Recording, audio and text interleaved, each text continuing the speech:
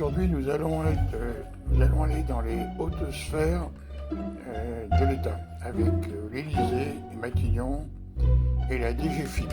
Alors avec le compte de Barclays, qui représente 6 000 tonnes d'or. Donc c'est colossal.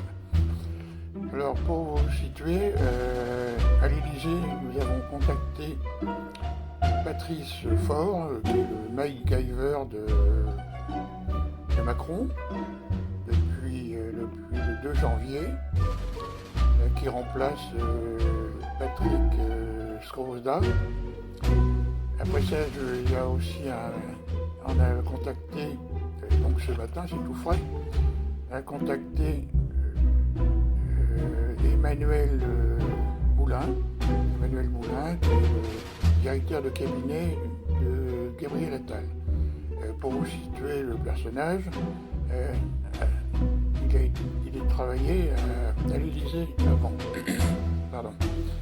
Donc, et la DGFiP, nous avons Amélie Verdier, qui est là depuis le 4 mars 2024.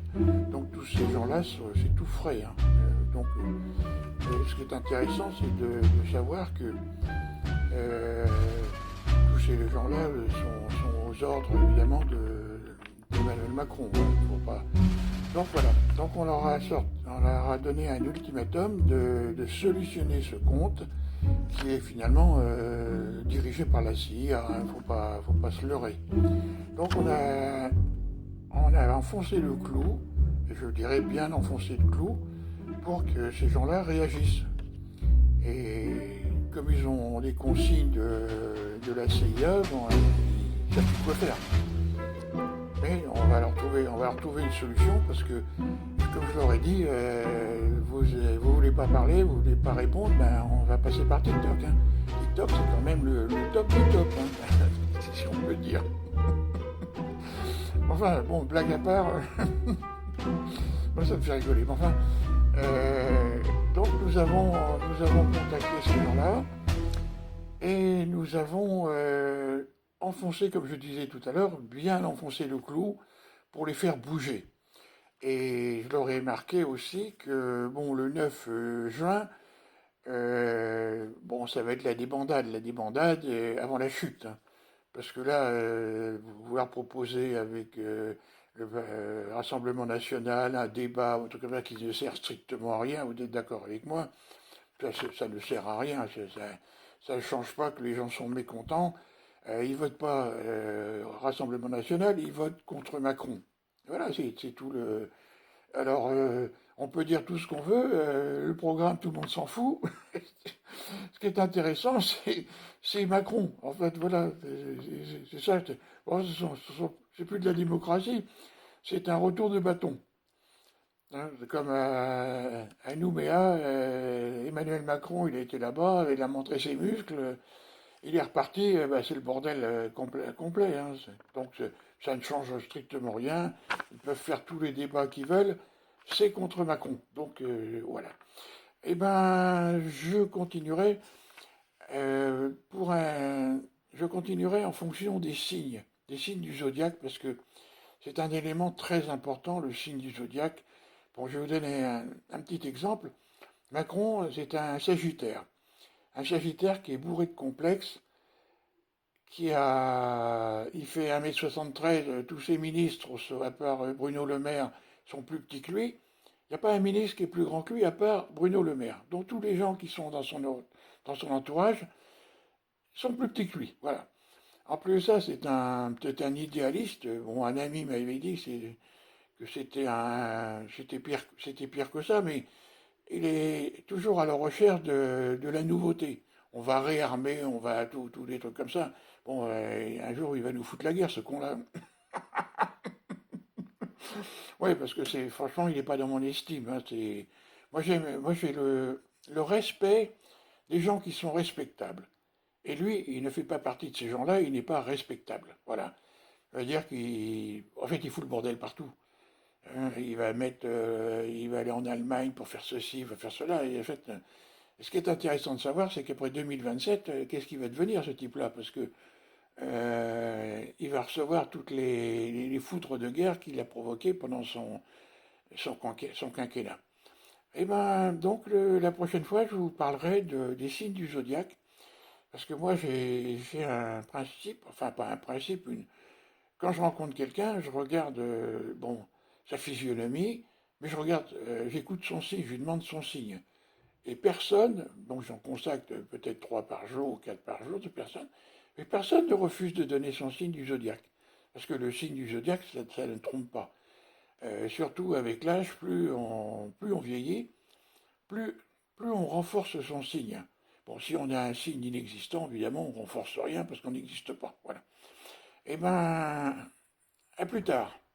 Et je vous tiens au courant de toutes ces choses-là. Hein. Et il est beau mon tableau là derrière. Hein.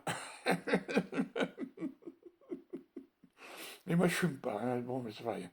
Allez, au revoir. J'avais oublié de vous dire, je reviens vers vous, j'avais oublié de vous dire que, en fait, euh, le but de, de TikTok pour moi, c'est de contacter le maximum de gens pour finalement, tout le monde a des problèmes avec les impôts. Les impôts, ils sont là, ils vous taxent sur ci, vous avez un abri de jardin, vous êtes taxé, vous avez une piscine, vous êtes taxé. En fait, vous êtes taxé partout. Donc, ce qui est complètement absurde, c'est que ces gens-là, ils ont tout le pouvoir, et vous, de votre côté, vous n'avez rien pour vous défendre. Si vous prenez un avocat, bon, l'avocat, il reste dans les limites de la loi, hein, dans le sens que, bon, il va sortir un article, etc. Mais en fait, finalement, à la fin, vous êtes baisé, parce que non seulement vous payez les impôts, mais en plus de ça, vous payez l'avocat. Donc, vous êtes 2 fois pénalisé. Enfin, j'ai rien contre les avocats, parce que c'est une profession avec qui je travaille souvent. Mais ils ont des limites, et un avocat va jamais vous conseiller quelque chose, disons, c'est un peu comme un comptable. Il va pas aller au-delà, il va vous conseiller dans les limites de son mandat, hein, de ses fonctions, de son ordre. Donc ce sont des gens qui, comme me disait quelqu'un, un avocat, vous lui demandez conseil. Bon, si vous êtes un gros client, ben, vous lui va donner un conseil prudent parce qu'il n'a pas envie de vous perdre. Si vous êtes un petit client, bon, ben, il va donner un conseil, bon, c'est qui finalement, c'est un conseil qui n'en est pas un parce que il y a pas une bonne affaire avec un avocat. Bon, ben voilà, j'espère que je vous ai intéressé et la prochaine fois, je vous parlerai des signes. Et j'en ai déjà touché 2 mots. Mais d'écrire un mail à quelqu'un, je regarde son signe et je regarde comment il fonctionne. Parce qu'en fait avec fonctionne, je vais vous donner un exemple avec Pierre Moscovici. Pierre Moscovici, il est du signe de la Vierge. Donc le signe de la Vierge, euh, bon, il va prendre des décisions, mais disons prudemment. Par contre, il va jamais se mouiller. Il va prendre des décisions qui sont, mais à partir du moment où il faut enfoncer le clou, ben, il ne va pas le faire. Parce qu'il est du signe de la Vierge, c'est les caractéristiques de son signe. Donc il faut pas chercher à comprendre. Hein. On a chacun ses particularités du signe du zodiaque. Voilà. Ah, une chose qui est intéressante, quand vous êtes dans la rue, vous constatez qu'il y a plein de gens. Et bon, et puis le lendemain, il n'y a personne. Bon, personne ne s'est téléphoné pour savoir si on allait être dans la rue ou pas dans la rue ou dans un restaurant, enfin, etc. Donc le monde est bombardé de microparticules qui s'appellent des muons. Et ces muons ont la particularité de pénétrer les gens. Donc voilà pourquoi vous vous retrouvez avec plein de monde ou pas de monde. Et ce sont les Japonais qui ont fait cette découverte-là pour savoir ce qu'il y avait dans les pyramides. Et c'est drôlement efficace. On découvre des chambres que l'on ne connaissait pas grâce aux muons. Voilà, et ben à bientôt. Et je vous tiens au courant de nos actions, parce que le but c'est de vous aider quand même, hein, et de nous aider par la même occasion. Voilà. À bientôt.